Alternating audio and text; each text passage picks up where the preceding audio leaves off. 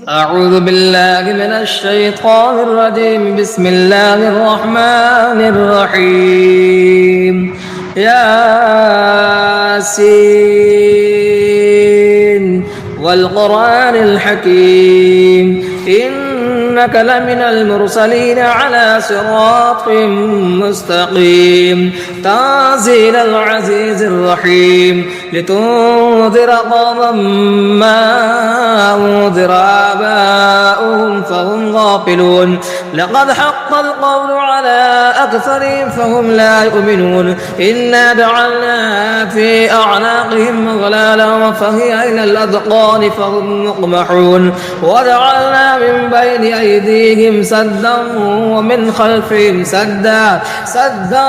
فأغشيناهم فهم لا يبصرون وسواء عليهم أنذرتهم أم لم تنذرهم لا يؤمنون إنما تنذر من اتبع الذكر وخشي الرحمن بالغيب فبشره بمغفرة وأجر كريم إنا نحن نحيي الموتى ونكتب ما قدموا وآثارهم وكل شيء أحصيناه في إمام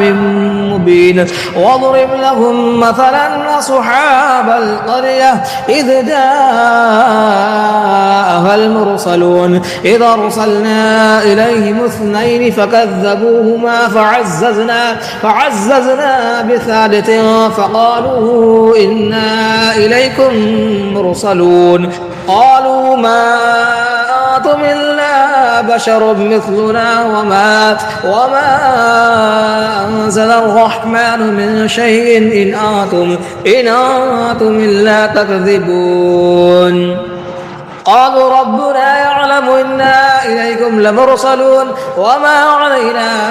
إلا البلاغ المبين قالوا إنا تطيرنا بكم لئن لم تنتهوا لنرجمنكم وليمسنكم منا عذاب أليم قالوا طائركم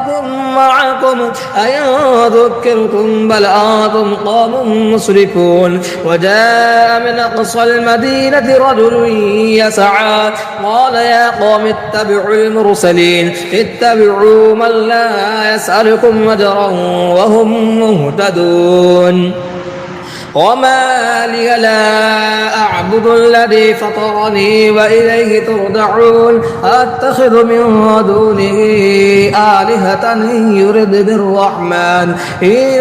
الرحمن بضر لا تغن عني شفاعتهم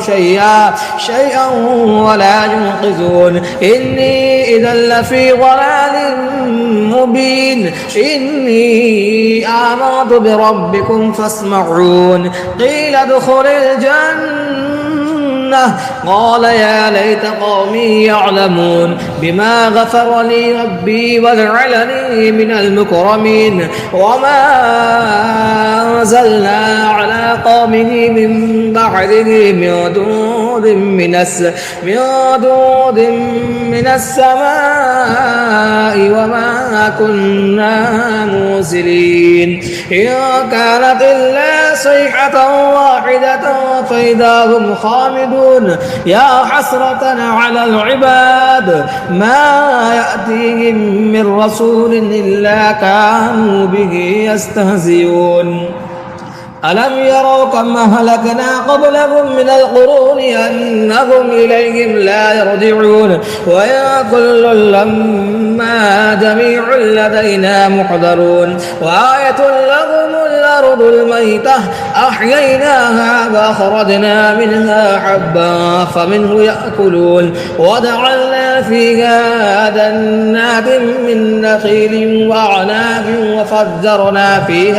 وفجرنا فيها من العيون ليأكلوا من ثمره وما عملته أيديهم أفلا يشكرون سبحان الذي خلق الأزواج كلها مما تنبت تنبت الأرض ومن أنفسهم ومما لا يعلمون وآية لهم الليل نسلخ منه النهار فإذا هم مظلمون والشمس تجري لمستقر لها ذلك تقدير العزيز العليم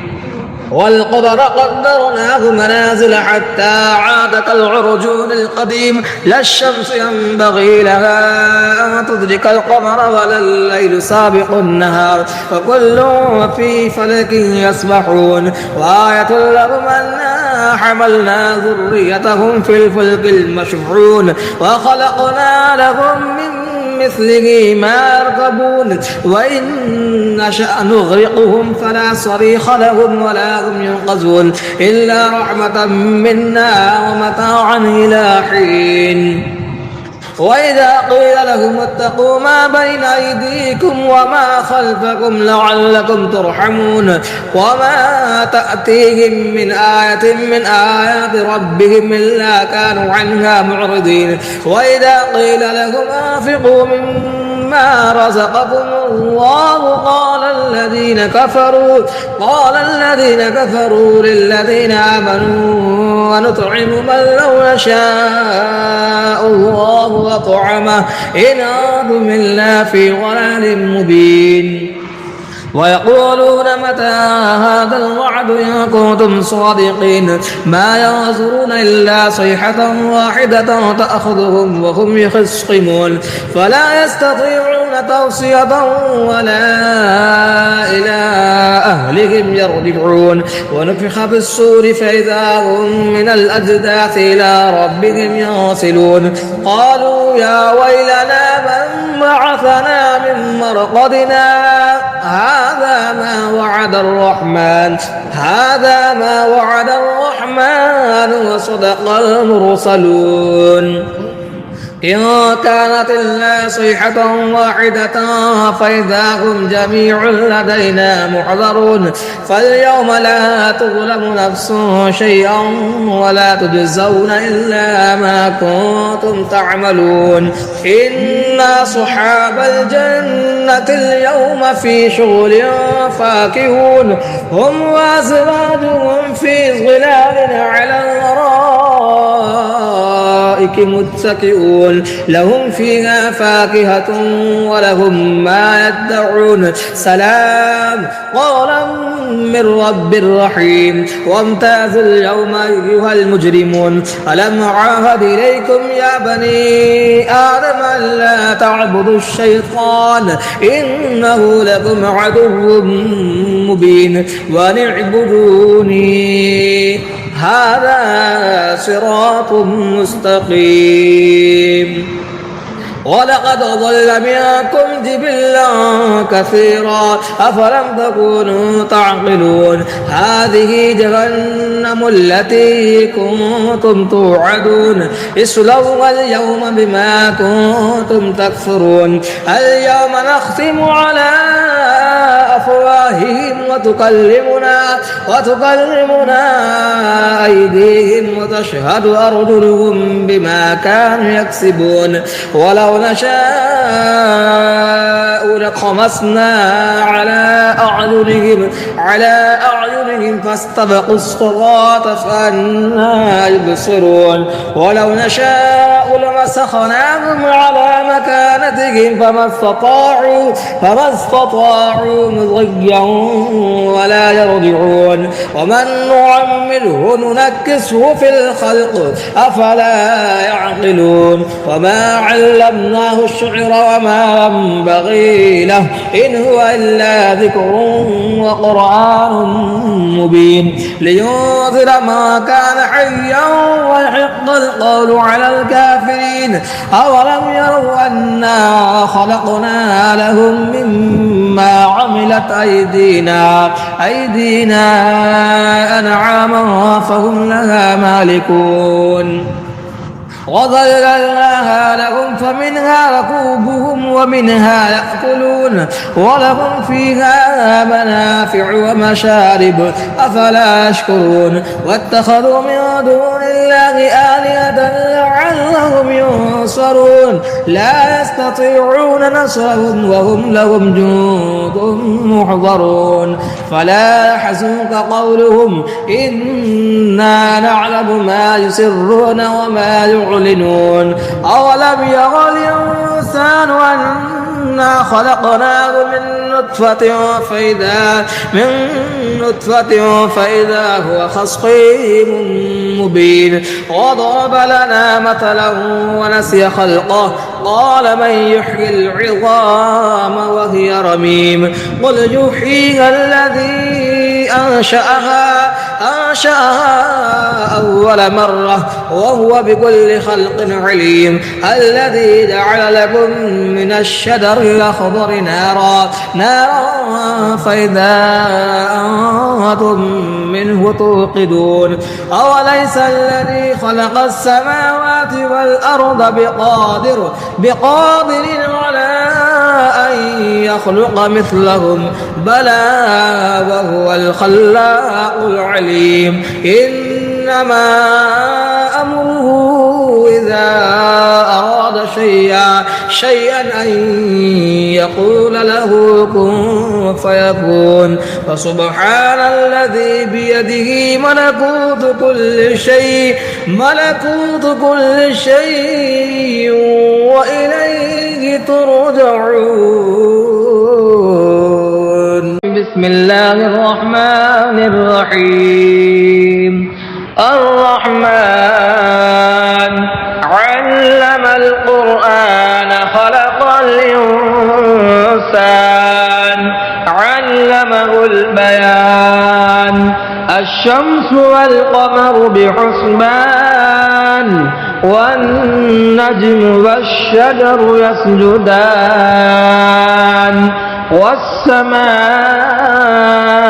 رفعها ووضع الميزان ألا تطغوا في الميزان وأقيموا الوزن بالقسط ولا تخسروا الميزان والأرض وضعها للأنام فيها فاكهة والنخل ذات الأكمام والحب ذو العصف والريحان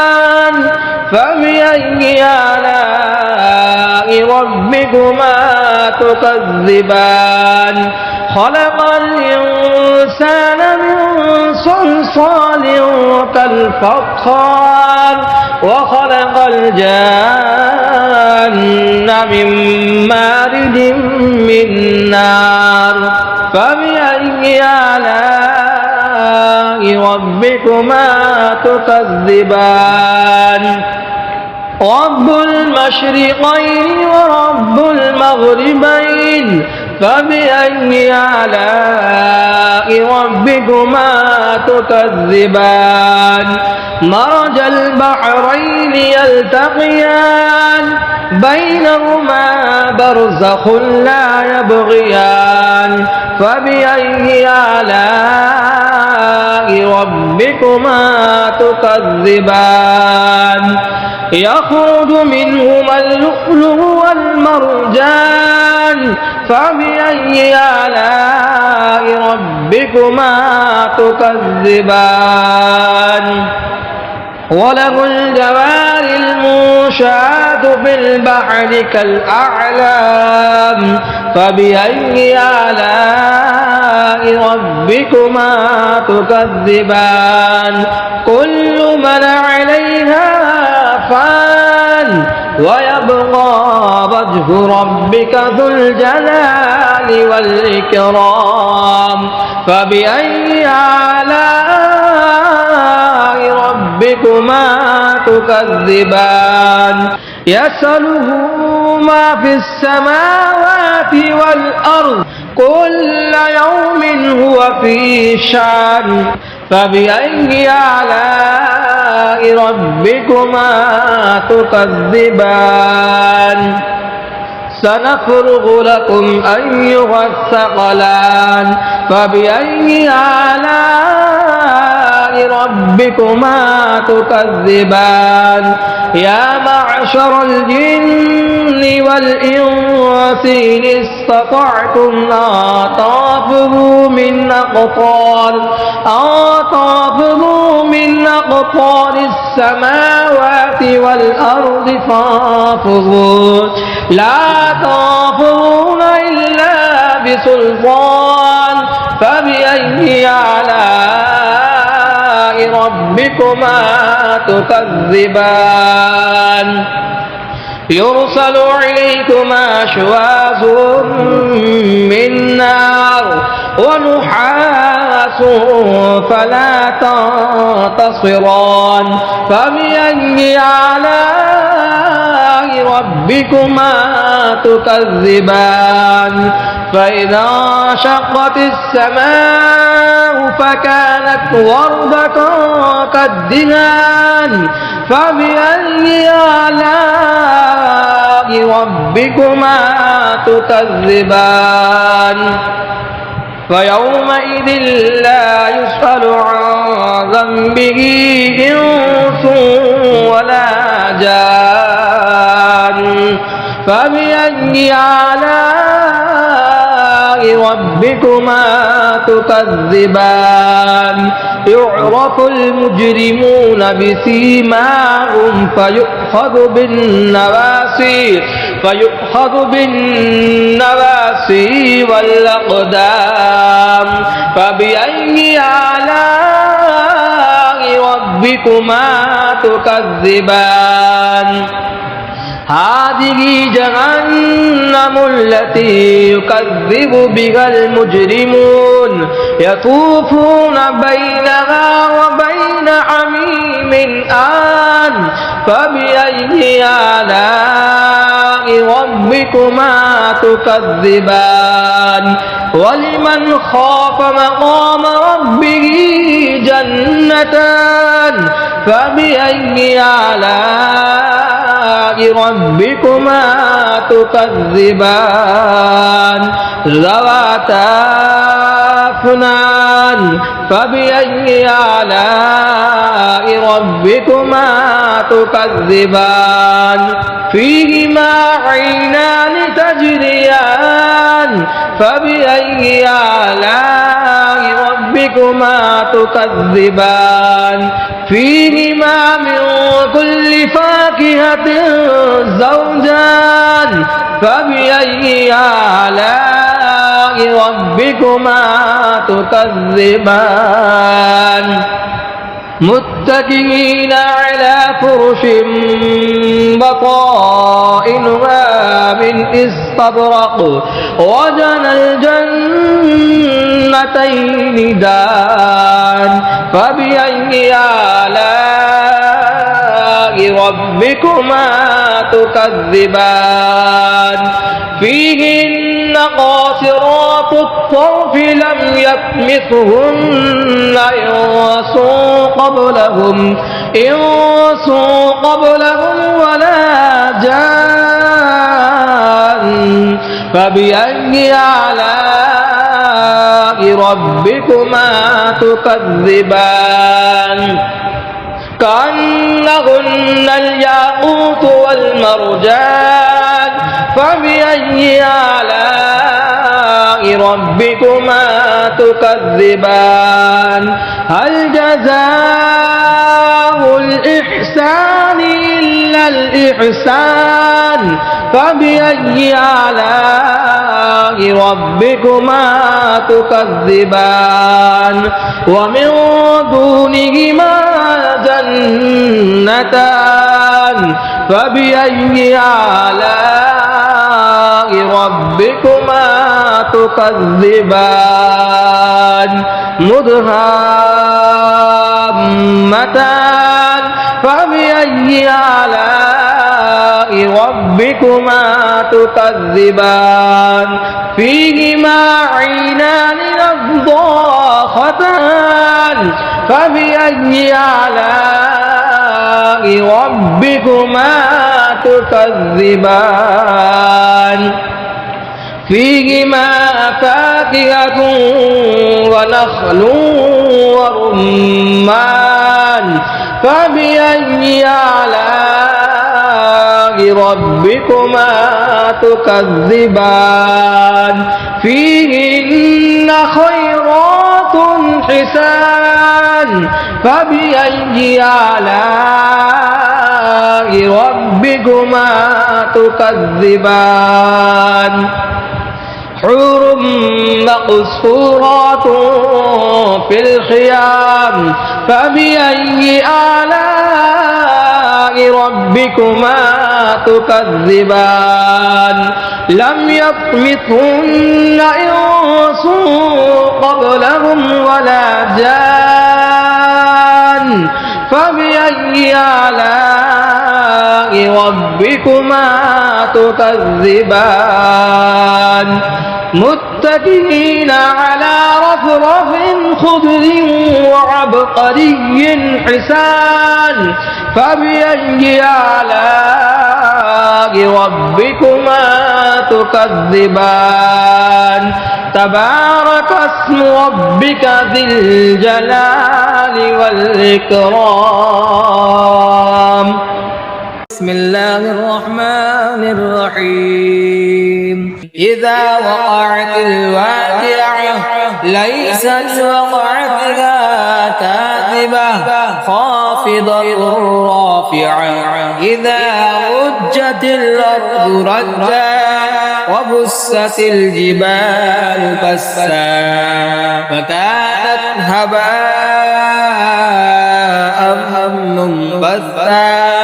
وكنتم أزواجا ثلاثة وأصحاب الميمنة ما أصحاب الميمنة وأصحاب المشأمة ما أصحاب المشأمة والسابقون السابقون أولئك المقربون في جنات النعيم ثلة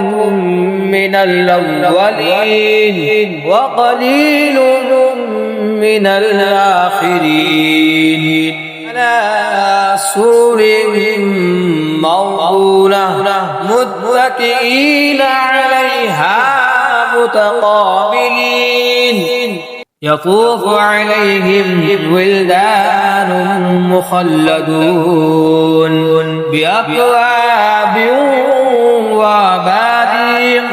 وكأس من معين لا يصدعون عنها ولا ينزفون وفاكهة مما يتخيرون ولحم طير مما يشتهون وحور عين كأمثال اللؤلؤ المكنون جزاء بما كانوا يعملون لا يسمعون فيها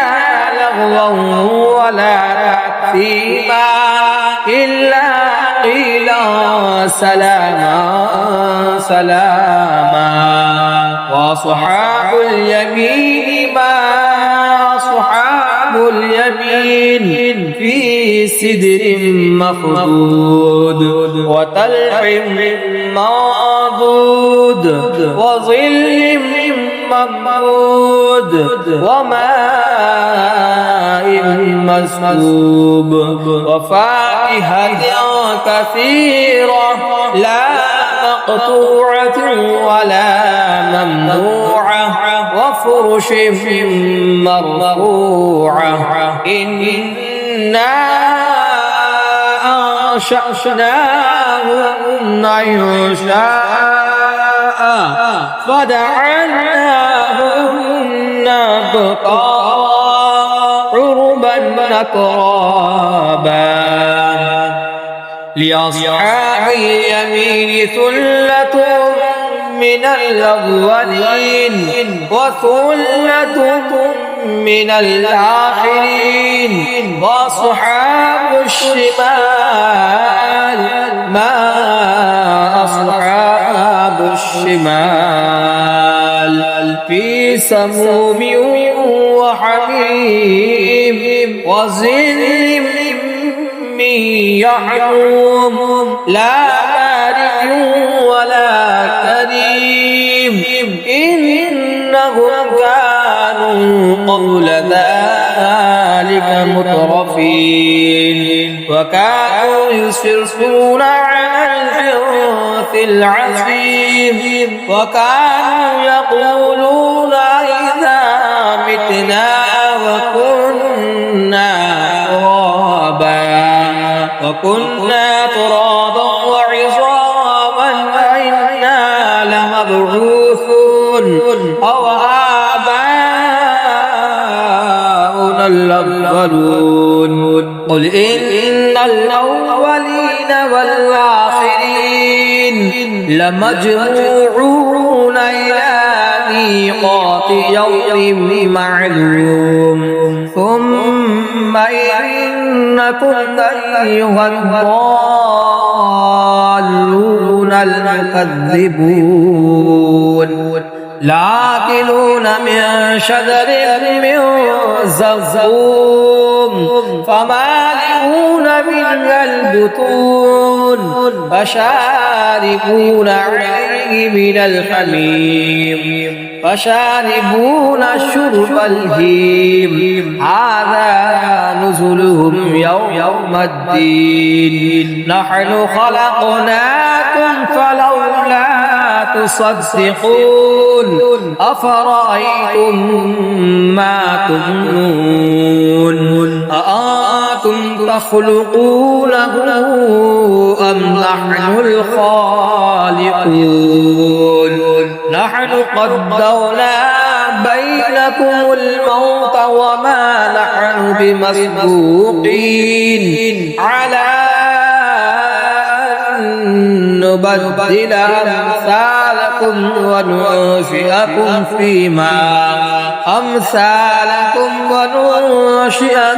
فيما لا تعلمون ولقد علمتم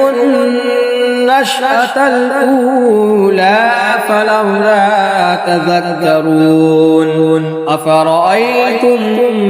ما تحرثون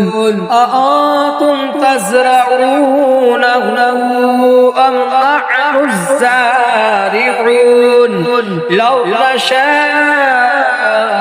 لجعلناه حطاما فظلتم تفكهون إنا لمغرمون بل نحن محرومون أفرأيتم الماء الذي تشربون أأنتم أنزلتموه من المزن أم نحن المنزلون لو نشاء جعلناه جادا فلولا تشكرون أفرأيتم النار التي تورون أنتم أنشأتم شجرتها أم نحن المنشئون نحن جعلناها تذكرة ومتاعا للمقوين فسبح باسم ربك العظيم فلا أقسم بمواقع النجوم وإنه لقسم لو تعلمون عظيم إنه لقرآن كريم في كتاب مكنون لا يمسه إلا المطهرون تنزيل من رب رب العالمين أفبهذا الحديث أنتم مدهنون وتجعلون رزقكم أنكم تكذبون فلولا إذا بلغت الحلقوم وأنتم حينئذ تنظرون ونحن أقرب إليه منكم ولكن لا تبصرون فلولا إن كنتم غير مدينين ترجعونها إن كنتم صادقين فأما إن كان من المقربين فروح وريحان وجنة نعيم وأما إن كان من أصحاب اليمين فسلام لك من أصحاب اليمين وأما إن كان من المكذبين الضالين فنزل من حميم وتصلية جحيم إن هذا لهو حق اليقين فسبح باسم ربك العظيم أعوذ بالله من الشيطان الرجيم بسم الله الرحمن الرحيم تبارك الذي بيده الملك وهو على كل شيء قدير الذي خلق الموت والحياة ليبلوكم أيكم أحسن عملا وهو العزيز الغفور الذي خلق 7 سماوات طباقا ما ترى في خلق الرحمن من تفاوت فارجع البصر هل ترى من فطور ثم ارجع البصر كرتين ينقلب إليك البصر خاسئا وهو حسير ولقد زينا السماء الدنيا بمصابيح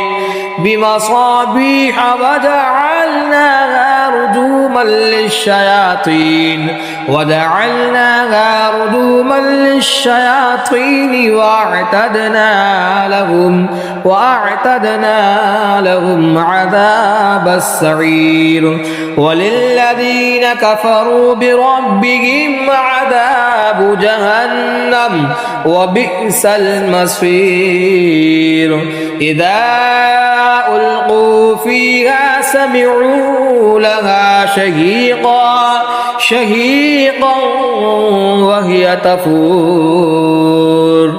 تكاد تميز من الغيظ كلما ألقي فيها فوج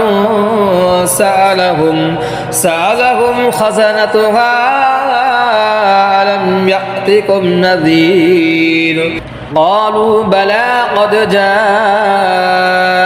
نذير فكذبنا وقلنا ما نزل الله من شيء إن أنتم إلا في ضلال كبير وقالوا لو كنا نسمع أو نعقل ما كنا في أصحاب السعير فاعترفوا بذنبهم فسحقا لأصحاب السعير إن الذين يخشون ربهم بالغيب لهم مغفرة وأجر كبير وأسروا قولكم وأجهروا به إنه عليم بذات الصدور ألا يعلم وهو اللطيف الخبير هو الذي جعل لكم الأرض ذلولا فامشوا في مناكبها وكلوا من رزقه وإليه النشور أأمنتم ما في السماء أن يخسف بكم الأرض فإذا هي تمور أم أمنتم ما في السماء أن يرسل عليكم حاصبا فستعلمون كيف نذير ولقد كذب الذين من قبلهم فكيف كان نكير أولم يروا إلى الطير فوقهم صافات ويقبضن ما يمسكهن إلا الرحمن إنه بكل شيء بصير أمن هذا الذي هو جند لكم ينصركم من دون الرحمن إن الكافرون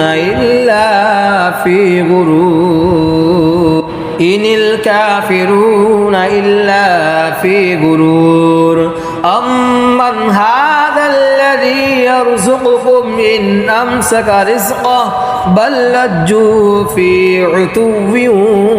ونفور أفمن يمشي مكبا على وجهه أهدى أمن يمشي سويا على صراط مستقيم قل هو الذي أنشأكم وجعل لكم السمع والأبصار والأفئدة قليلا ما تشكرون قل هو الذي ذرأكم في الأرض وإليه تحشرون ويقولون متى هذا الوعد إن كنتم صادقين قل إنما العلم عند الله وإنما أنا نذير مبين فلما رآه زلفة سيئت وجوه الذين كفروا وقيل هذا الذي كنتم به تدعون قل أرأيتم إن أهلكني الله ومن معي رحمنا فمن يجير الكافرين من عذاب أليم قل هو الرحمن وآمنا به وعليه توكلنا فستعلمون من هو في ضلال مبين قل أرأيتم إن أصبح